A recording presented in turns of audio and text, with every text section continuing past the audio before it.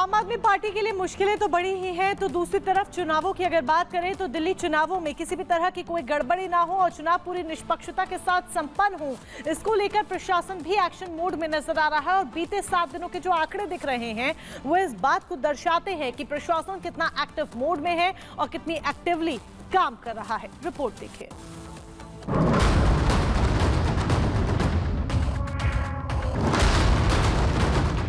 दिल्ली की सियासी जंग में एक ओर जहां सोशल मीडिया पर कड़ी निगरानी रखी जा रही है, वहीं आचार संहिता को उल्लंघन करने वालों को भी दिल्ली पुलिस छोड़ने के मूड में नहीं दिख रही है। दिल्ली में आगामी विधानसभा चुनाव शांतिपूर्ण, निष्पक्ष और स्वतंत्र हो, ये सुनिश्चित करने के लिए दिल्ली पुलिस ने कड़ी कार्रवाई तेज कर दी है। चुनाव आयोग की गाइडलाइंस प्रभावी तरीके से लागू हो, इसके लिए दिल्ली पुलिस ने जीरो टॉलरेंस की नीति अपनाई है। पुलिस ने राज्य की सीमा चौकियों पर कड़ी निगरानी, अवैध हथियारों और शराब की तस्करी पर रोक लगाने के लिए विशेष अभियान चलाया। इस मेहनत का नतीजा है कि पुलिस विधानसभा चुनाव से पहले बड़ी कार्रवाई करने में कामयाब हुई है। 7 जनवरी से 13 जनवरी के बीच पुलिस ने जो आंकड़े जारी किए हैं, उसके मुताबिक पुलिस ने आदर्श आचार संहिता उल्लंघन के 155 मामले दर्ज किए हैं। 105 अवैध हथियार और 78 कारतूस जब्त किए हैं। 16,000 लीटर से ज्यादा शराब की जब्ती की गई है। 57.55 किलो मादक पदार्थ जब्त किया गया है, जिसकी कीमत 12 करोड़ से अधिक आंकी गई है। पुलिस ने चेकिंग के दौरान 1,02,69,200 रुपए कैश भी जब्त किया है। 37.39 किलोग्राम चांदी भी पकड़ी गई। निवारक कार्रवाई और आबकारी अधिनियम के तहत 6,371 व्यक्ति गिरफ्तार किए गए हैं। दिल्ली के चुनाव को लेकर पुलिस कितनी सख्त है, इसका अंदाजा आप इसी से लगा लीजिए कि दिल्ली के सीएम आतिशी के खिलाफ भी कार्रवाई करने से वो पीछे नहीं हट रहे। दिल्ली पुलिस ने मुख्यमंत्री आतिशी से संबंधित सरकारी वाहन में चुनाव संबंधी सामग्री ले जाने के आरोप में एक पीडब्ल्यूडी अधिकारी के खिलाफ एफआईआर दर्ज की है।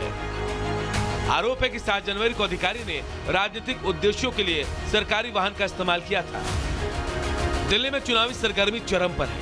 आरोपों और बयानों के बाद अब झूठे दावों पर भी कार्रवाई तेज हो गई है। दिल्ली पुलिस की इन कार्रवाई से तो बिल्कुल साफ हो गया है कि दिल्ली के चुनाव में छोटी से छोटी हरकत पर कड़ी निगरानी रखी गई है, ताकि लोकतंत्र का मिशन अपने अंजाम तक पहुंचे। Bureau report, Republic Bharat.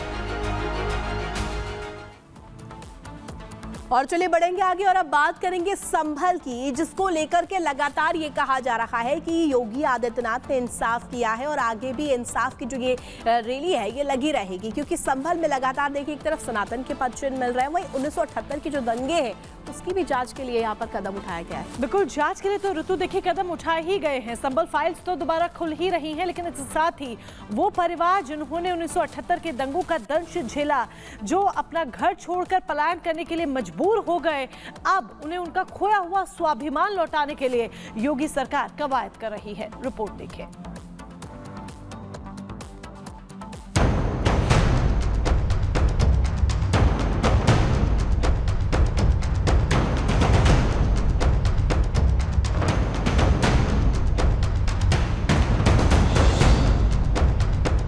संभल में अवैध कब्जे पर स्ट्राइक, देर से ही सही कई परिवारों को मिला इंसाफ। हिंदी में एक कहावत है कि आप सच को डरा सकते हैं, धमका सकते हैं, दबा सकते हैं, लेकिन सच को बहुत ज्यादा दिनों तक अपनी हनक के बल पर आप छिपा नहीं सकते।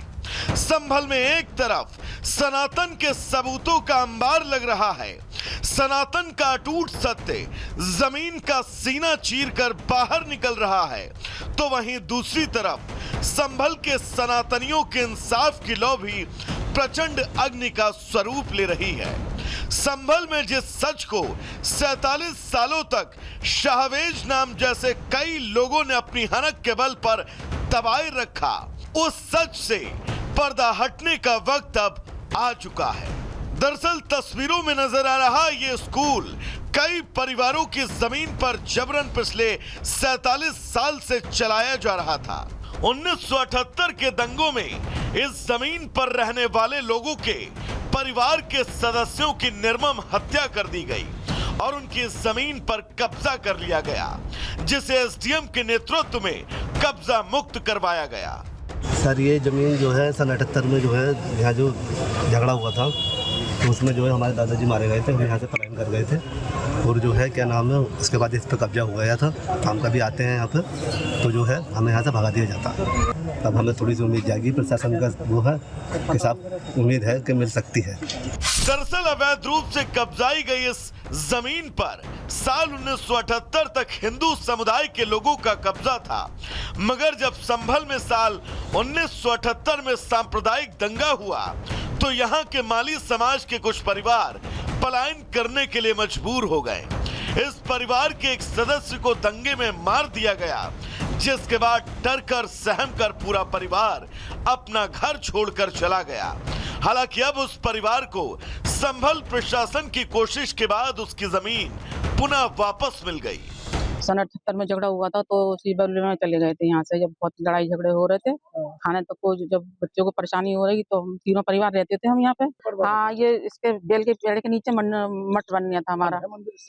अब तो हमने देखा ना, जाकर देखा पता है या इन्होंने खत्म कर दिया।